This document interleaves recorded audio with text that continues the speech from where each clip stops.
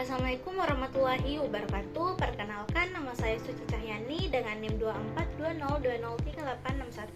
2420203861211023. Dan dalam kesempatan ini, saya akan menjelaskan mengenai keseimbangan pasar barang dan pasar uang. Topik ini penting dalam ekonomi makro karena membantu kita memahami bagaimana pendapatan nasional dan suku bunga terbentuk dalam perekonomian.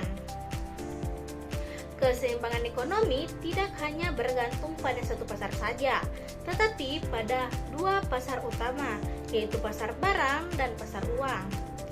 Model yang digunakan untuk menganalisis keduanya adalah model ISLM. Kurva IS ini menggambarkan keseimbangan pasar barang, sedangkan kurva LM ini menggambarkan keseimbangan pasar uang. Ketika kedua kurva ini bertemu, maka perekonomian berada pada kondisi seimbang. Pertama, kita bahas singkat pasar barang.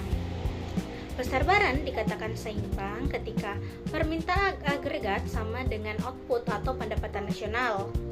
Rumusnya yaitu Y sama dengan C ditambah I ditambah G ditambah X dikurang M.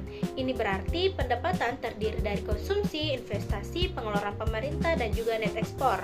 Keseimbangan ini juga dapat ditulis sebagai I sama dengan S. Artinya apa? Artinya investasi yang dilakukan perusahaan harus sama dengan tabungan masyarakat agar pasar lebih stabil. Untuk mekanismenya, kurva IS ini menunjukkan hubungan negatif antara suku bunga dan pendapatan. Jika suku bunga turun, biaya pinjaman lebih murah sehingga investasi ini meningkat. Ketika investasi naik, produksi dan pendapatan juga meningkat. Sebaliknya, jika suku bunga naik, investasi menurun dan pendapatan juga ikut menurun. Karena hubungan yang berlawanan ini, maka kurva IS ini memiliki kemiringan menurun dari kiri atas ke kanan bawah. Kita ketahui kurva IS itu bisa bergeser. Faktor yang dapat menggeser IS antara lain perubahan konsumsi, perubahan investasi, pengeluaran pemerintah, pajak, dan juga ekspor dan impor.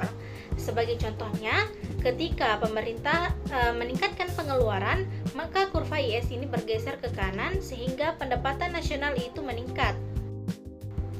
Selanjutnya kita masuk ke pasar uang yang digambarkan oleh kurva LM.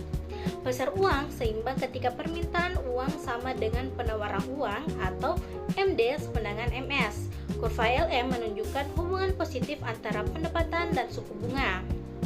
Jika pendapatan masyarakat naik, maka permintaan mereka akan uang untuk transaksi juga ikut meningkat. Akibatnya, suku bunga ikut naik. Sebaliknya, kalau pendapatan turun, permintaan uang turun dan suku bunga ikut turun. Oleh sebab itu, kurva LM ini miring ke atas. Untuk faktor yang mempengaruhi LM, kurva LM itu dapat bergeser karena perubahan jumlah uang yang beredar atau MS. Jika MS-nya naik, artinya bank sentral menambah uang beredar, maka kurva LM ini bergeser ke kanan sehingga suku bunga turun dan aktivitas ekonomi meningkat. Sebaliknya, jika MS turun, kurva LM bergeser ke kiri sehingga suku bunga naik dan pendapatan ekonomi dapat berkurang. Selanjutnya, titik keseimbangan ISLM. Keseimbangan makro secara keseluruhan tercapai ketika kurva IS dan LM berpotongan. Titik ini menentukan pendapatan nasional yang seimbang dan juga suku bunga yang seimbang. Nah, di titik ini baik pasar barang maupun pasar uang berada dalam kondisi stabil. Untuk menyimpulkannya, kurva IS ini menjelaskan keseimbangan di pasar barang, sementara kurva LM menjelaskan keseimbangan di pasar uang. Pertemuan kedua kurva ini menunjukkan kondisi keseimbangan ekonomi secara keseluruhan.